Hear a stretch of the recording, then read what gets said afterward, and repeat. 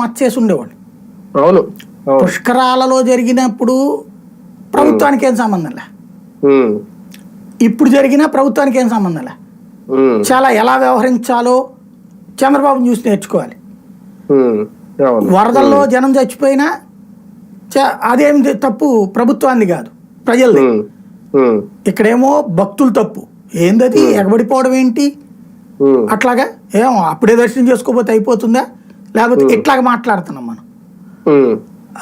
4 రోజులు ఆగితే నష్టం ఏమైనా ఉందా అసలు? అట్లా పెట్టినోడిని అనాలా, చెప్పినోడిని అనాలా, ప్రవచనకర్తలను అనాలి అంటాం. అంటే మనకి చంద్రబాబు నచ్చితే భక్తుడి తప్పు. అదే మనకి జగన్మోహన్ రెడ్డి ఉన్నాడు అనుకోండి, అడిగి బాధ్యత లేదా, ముఖ్యమంత్రినా, అన్నం తింటున్నాడా అని మనం మాట్లాడతాం. ఒక్కొక్కళ్ళని మనం ట్రీట్ చేస్తున్న తీరు డిఫరెంట్గా ఉంటుంది. కాబట్టి దాంట్లో పరిహారం 25 లక్షల రూపాయలంటే గట్టిగా ఇచ్చినట్టే తిరుమల తిరుపతి దేవస్థానం. అదే సందర్భంలో ఉద్యోగం కూడా అన్నారు కాబట్టి కొంత బాధ్యతగా ఉన్నట్టే. కాంట్రాక్ట్ ఉద్యోగం అనుకుంటా, కొంతమేర బెటరే అనమాట.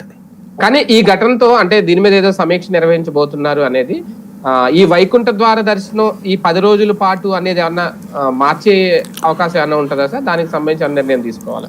అది చేస్తే అంటే నేనేమంటానంటే, మనం ఏదైనా సరే నిర్ణయం తీసుకునేటప్పుడు ఒక కీలకమైనటువంటి వ్యవహారం చూసుకోవాలి, అభిప్రాయం చూసుకోవాలి. ఇప్పుడు అంటే మనం ఫస్ట్ భక్తుడి కోణం ఆలోచించాలి. ఎందుకు ఇంత క్యూ కట్టారు జనం? 10 రోజుల పాటు దర్శనం